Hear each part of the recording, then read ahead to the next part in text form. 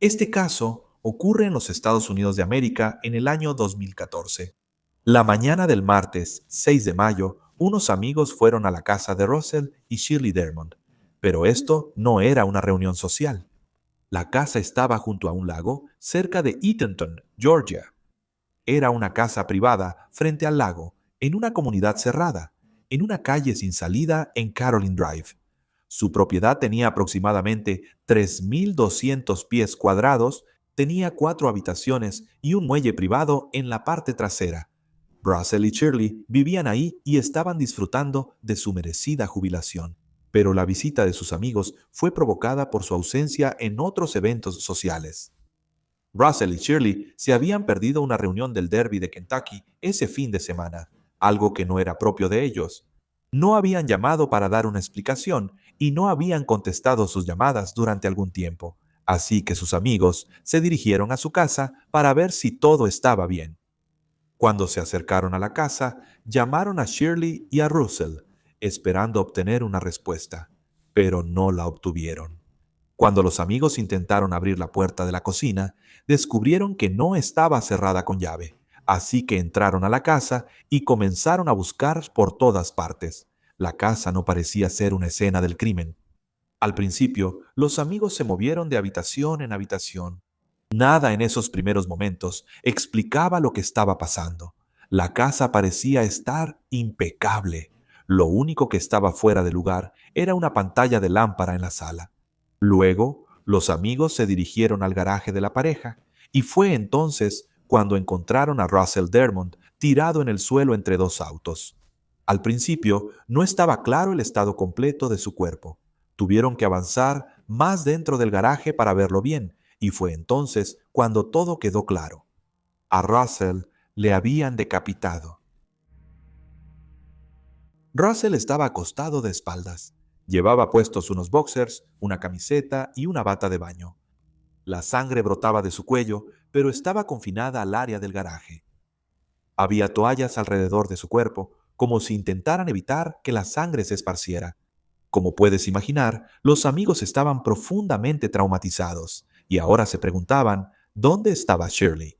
Los amigos llamaron al 911 poco después y pronto comenzó una investigación. Entonces, ¿quién era Russell? Russell nació el 6 de junio de 1925. Él era de Nueva Jersey.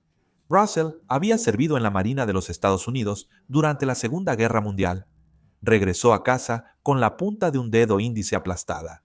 Shirley Dermond nació el 7 de julio de 1926. Ella también era de Nueva Jersey.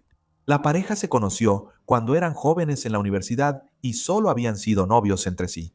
Luego se casarían el 15 de diciembre de 1950. Construyeron una familia juntos y tuvieron 4 hijos. Sus hijos eran Mark, Keith, Bradley y Leslie. También tenían 9 nietos. Bradley describió el hogar como estable y común. Shirley era ama de casa y cuidaba profundamente a su familia. Russell trabajaba en el mundo corporativo y se esforzaba mucho para proveer. Más adelante, Russell se relacionó con franquicias de comida rápida en el área de Atlanta.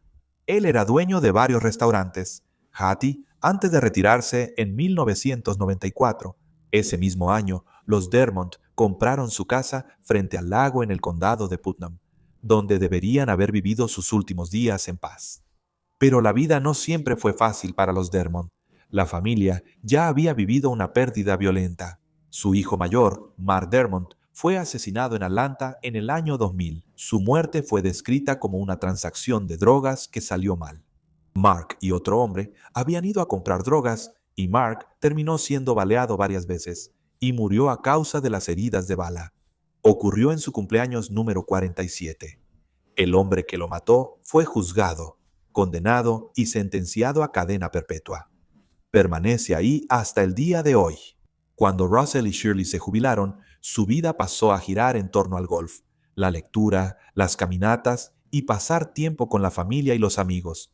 Realmente no tenían enemigos, y para el 2014 llevaban más de 60 años casados y estaban cerca de cumplir 90 años. Así que esto nos lleva a la pregunta, ¿qué les pasó? ¿Y por qué? ¿Quién en su sano juicio decapitaría a un hombre anciano? A medida que avanzaba la investigación, las autoridades tenían dos problemas al mismo tiempo. Russell fue víctima de un homicidio y Shirley seguía desaparecida. Los oficiales ya habían revisado la casa, revisaron ambos niveles. Se movieron de habitación en habitación, revisando todos los closets, debajo de las camas y bajo las tablas del piso. No encontraron a ningún intruso y no encontraron a Shirley. De hecho, la casa no ofrecía mucho. No había señales evidentes de entrada forzada. No había señales claras de un forcejeo, ni de que la casa hubiera sido revuelta. Los objetos de valor seguían en la casa, incluyendo el bolso de Shirley, su teléfono y sus llaves. La desaparición de Shirley se volvió urgente. Ambos autos estaban en casa, y eso hacía poco, probable que ella simplemente hubiera hecho esto y luego se hubiera ido manejando. La policía no creía que ella fuera la responsable. Pensaron que esto era algún tipo de secuestro. Las autoridades comenzaron a buscarla desesperadamente. Su fotografía apareció en los espectaculares electrónicos. Los agentes registraron los bosques alrededor de la casa. Se utilizaron perros rastreadores de cadáveres para intentar captar su olor. Botes y buzos buscaron en el muelle privado hacia la ensenada y a través del lago, pero no había rastro de ella en ningún lado. La policía entonces comenzó a hablar con las personas que vivían cerca, tratando de reconstruir cuándo fue la última vez que las vieron. Russell había sido visto en una tienda de abarrotes y en una farmacia, y el 1 de mayo él surtió recetas para Shirley. Shirley también había sido vista cerca del lago a principios de esa semana, y un vecino dijo después que había visto a Russell caminando cerca del campo de golf el viernes. Esa pudo haber sido la última vez que lo vieron con vida fuera de la casa. Bradley también había hablado con ambos padres por teléfono y no escuchó miedo ni ninguna señal de que estuvieran en peligro. Dentro de la casa, los investigadores encontraron más pistas sobre el momento. Un crucigrama del viernes había sido completado y el periódico del sábado seguía afuera y sin abrir. Así que los investigadores determinaron que los asesinatos debieron haber ocurrido en algún momento durante el fin de semana, comenzando el 2 de mayo. Pero aquí está lo extraño. Donde vivían era una comunidad cerrada, y ningún guardia de seguridad reportó haber visto nada. Y no había cámaras de seguridad para revisar. La cámara en la entrada principal había sido dañada por una tormenta a principios de ese mes, y nadie se dio cuenta de que ya no estaba grabando. Así que los investigadores se enfocaron en el lago.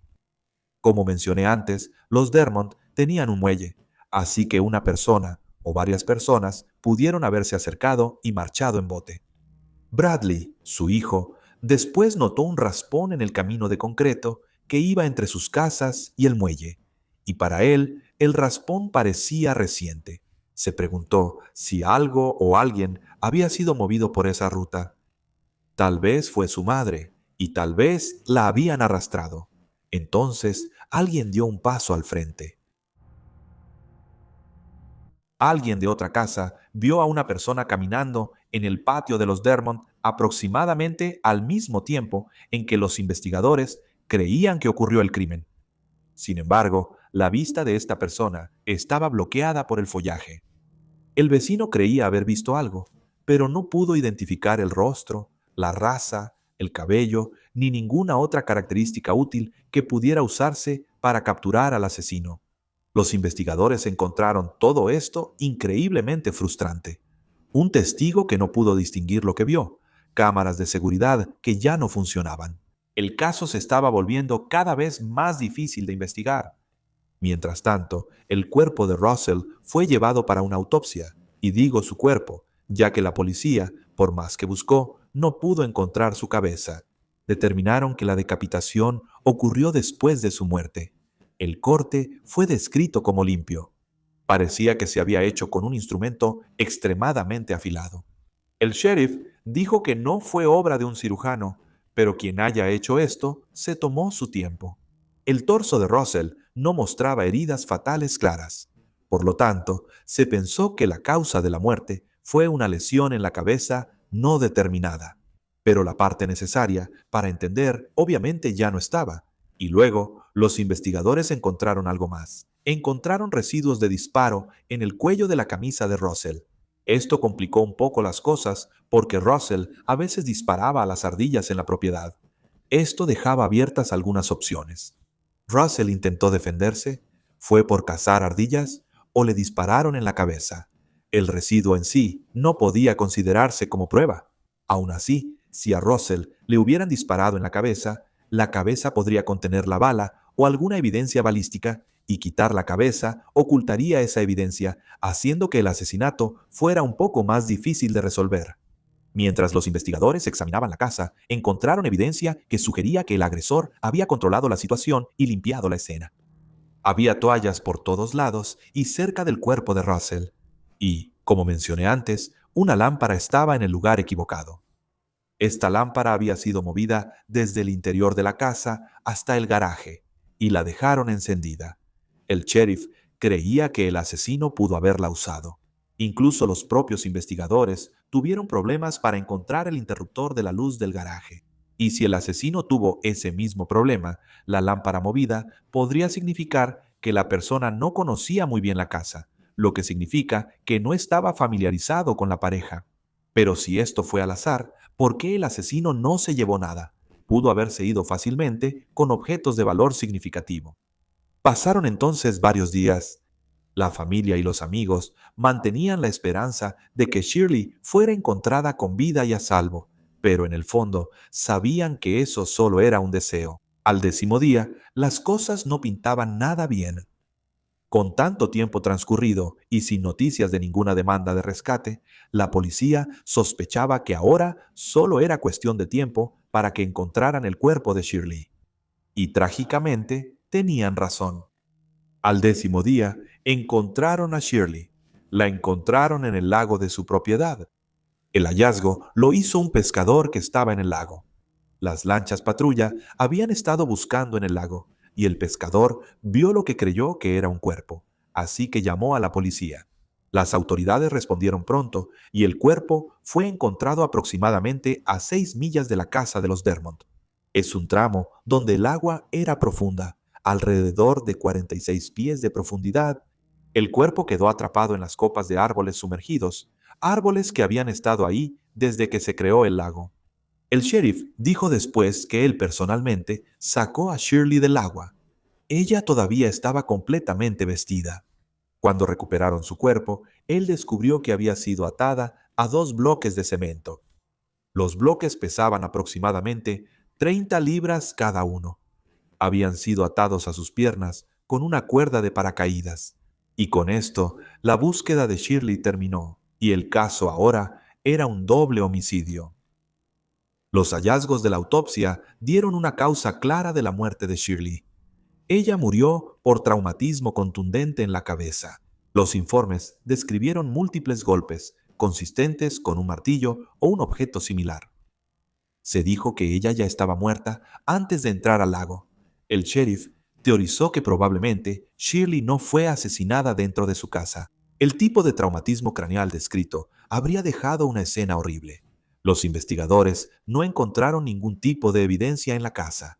Ella fue asesinada en otro lugar, pero la ubicación exacta era desconocida. Su cuerpo había sido lastrado con bloques de concreto, pero el intento falló. La descomposición había hecho que su cuerpo regresara a la superficie. Ahora la pregunta era, ¿quién lo hizo y por qué? A partir de entonces, los investigadores comenzaron a examinar a las personas más cercanas a ellos. Los miembros de su familia cooperaron plenamente. Se sometieron voluntariamente a pruebas de polígrafo y las aprobaron, demostrando que no tenían ninguna implicación en el doble homicidio. Los investigadores no encontraron ninguna evidencia de que alguien de la familia fuera responsable. Los jardineros y el personal de mantenimiento que trabajaban en la comunidad también fueron sometidos a pruebas de polígrafo. Ninguno de ellos aportó pistas. También se entrevistó a un desempleado, pero nunca fue considerado sospechoso. También investigaron el asesinato de Mark Dermont para ver si persistía alguna amenaza residual, pero la familia no había estado involucrada en el caso de ninguna manera que pudiera llevar a alguna represalia. Se revisaron los registros financieros, Se revisaron los registros telefónicos y se vigiló la actividad bancaria, pero cuanto más investigaban, menos encontraban. No parecía haber ningún motivo obvio, pero surgió una teoría, y esta teoría era que fueron asesinados por un sicario profesional. Esta teoría tenía cierta credibilidad al observar cómo fue asesinado Russell y el esfuerzo que hizo el asesino para eliminar las pruebas, pero el sheriff no lo creía. Un asesino profesional, dijo después, te dispararía en la cabeza y se iría. No llevarían un cuerpo 5 millas por el lago y se arriesgarían a ser vistos. El asesinato y la ocultación del cuerpo de Shirley parecían algo amateur. También había otra teoría, la teoría de que se habían equivocado de casa y de personas. Pero esto no encajaba del todo porque la violencia era muy específica y personal. La unidad de análisis de conducta del FBI elaboró un perfil del perpetrador, pero ofreció un valor investigativo limitado. Entonces empezaron a circular otras teorías. Algunas personas sugirieron que se trataba de un asesinato satánico o ritualista, pero el sheriff llegó a una conclusión diferente. Él creía que los asesinos pensaban que los Dermont tenían algo de gran valor y que fuera lo que fuera que buscaban, no lo encontraron. A principios de junio de 2014, la oficina del sheriff estaba completamente absorbida por el caso. El sheriff escribió públicamente que su personal e investigadores no habían trabajado en casi nada más durante 26 días. También dijo que el FBI y detectives de otros departamentos habían ofrecido su ayuda. Luego, el FBI ofreció una recompensa de $20,000 por cualquier información. Más de 100 anuncios espectaculares se colocaron en todo el estado, 50 de ellos en Atlanta, pero las semanas se convirtieron en meses y los meses en años. Y aún así, la policía no estaba más cerca de encontrar al culpable. Pasaron años sin un arresto, pero el caso permaneció abierto. Se revisaron pistas y se volvieron a entrevistar personas, pero no se logró nada. El mayor avance llegó en 2023, cuando se envió evidencia a un laboratorio en Texas, especializado en ADN degradado. El propio sheriff llevó personalmente la caja con el ADN al laboratorio y encontraron algo. El ADN se había recuperado de la ropa de Russell Dermont y no pertenecía ni a Russell ni a Shirley. El sheriff ha llamado a esto la mejor evidencia que el caso ha producido en 10 años. A principios de 2025, el sheriff todavía estaba esperando los resultados completos de esas pruebas. Si el perfil no coincidía con nadie en las bases de datos criminales, él está preparado para seguir investigando. El sheriff lo enviará a las bases de datos genealógicas públicas, la misma técnica que ha resuelto casos de hace décadas en otros lugares. Sin embargo, hasta el día de hoy no ha habido arrestos y la cabeza de Russell hasta el día de hoy nunca ha sido encontrada.